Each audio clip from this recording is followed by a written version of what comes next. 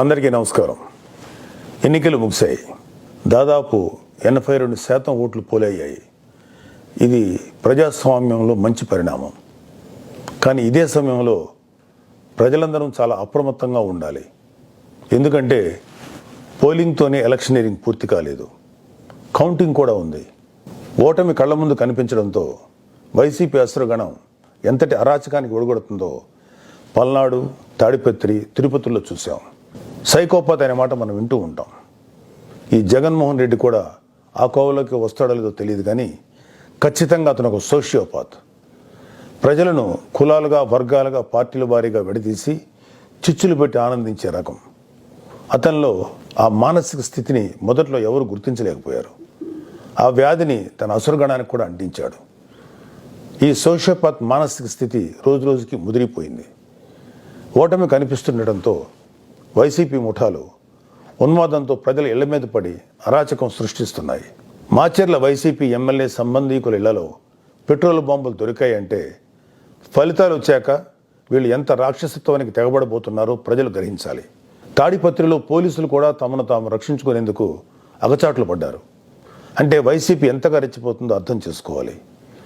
వైసీపీకి ఓటు వేయలేదని తెలిసి ఇళ్లలో చొరబడి మహిళలను, పిల్లల్ని అందరినీ చావుగొట్టే పైశాచికత్వాన్ని పెంచింది ఎవరు? ఖచ్చితంగా ఈ జగన్మోహన్ రెడ్డి అనే చెప్పాలి. విశాఖపట్నంలోని కంచరపాలెంలో ఓ కుటుంబం కూటమి అభ్యర్థులకు ఓటు వేసిందని తెలిసి వైసీపీ గుండాలు ఆ ఇంట్లో మహిళలను, చదువుకుంటున్న పిల్లలపై దుర్మార్గంగా దాడి చేసింది. గర్భంతో పుట్టింటికి వచ్చిన మహిళపైన తీవ్రంగా దాడి చేశారు. అంటే వైసీపీ రాక్షసత్వం ఏ స్థాయిలో ఉందో తెలుసుకోండి. ఇలాంటివన్నీ తెలుసుకొని చిక్కటి చిరునవ్వులు చెందించే వ్యక్తిని ఏమనాలి? మహేష్ బాబు స్పైడర్ సినిమాలో విలన్ సూర్య గుర్తొస్తున్నాడు కదూ. ఉత్తరాంధ్ర నుంచి రాయలసీమ వరకు ఎన్నికల అనంతరం హింసను ప్రేరేపించడంలో వైసీపీ ఓటమి కనిపిస్తుంది. రాబోయే ఓటమిని కప్పిపుచ్చుకునేందుకే ఈ దాడులు చేస్తుంది. ఈవీఎంలు భద్రపరిచిన స్ట్రాంగ్ రూమ్స్ దగ్గర కూడా భద్రత పటిష్టంగా ఉంచాలి. అక్కడ సెంట్రల్ గవర్నమెంట్ వారిది 3 ఇంచుల సెక్యూరిటీ ఉంది. అయినా కూడా అక్కడ మన కూటమి పార్టీల ప్రతినిధులు నిరంతరం పహరా ఉండాలి. ముఖ్యంగా మన జన సైనికులకి, వీర మహిళలకి నా అభ్యర్థన ఏంటంటే, ఎక్కడైతే జనసేన పోటీ చేసిన ప్రాంతాల్లోని ఈవీఎంస్ భద్రపరిచిన స్ట్రాంగ్ రూమ్స్ ఉన్నాయో అక్కడ మన జన సైనికులు వాలంటీరింగ్ చేసి కాపులాగా కూర్చోవాలి. ఈ అవకాశాన్ని ముఖ్యంగా మనం వదులుకోవద్దు, వాడుకుందాం. ఈ వైసీపీ దుర్మార్గులను ఏ దేశంలోనూ తేలిగ్గా తీసుకోవద్దు. వాళ్ళు ఏ అరాచకానికైనా, దౌర్జన్యానికైనా తెగబడతారు. ఆ మధ్యన అంటే 2-3 ఏళ్ల క్రితం అమెరికన్ ప్రెసిడెన్షియల్ ఎలక్షన్స్లో కూడా ఎక్స్ ప్రెసిడెంట్ డొనాల్డ్ ట్రంప్ ఇలాంటి లక్షణాలే కనబరిచాడు.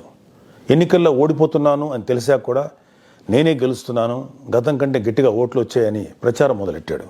ఫలితాలు వచ్చాక కూడా నానా యాగి చేసి కుర్చీ వదలంటే వదలని అలాగే భీష్మించి కూర్చుంటే వైట్ హౌస్ నుంచి పంపేశారు.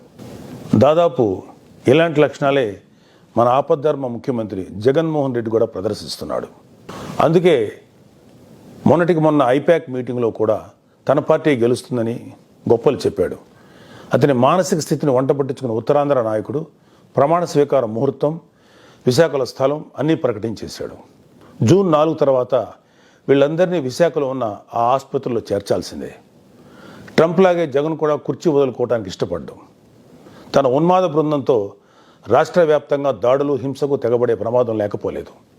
దీనిపై కేంద్ర ప్రభుత్వానికి ఖచ్చితమైన సమాచారం ఉంది. అందుకే వచ్చే నెల 15వ తేదీ వరకు కేంద్ర బలగాలను మోహరించాలని చెప్పింది.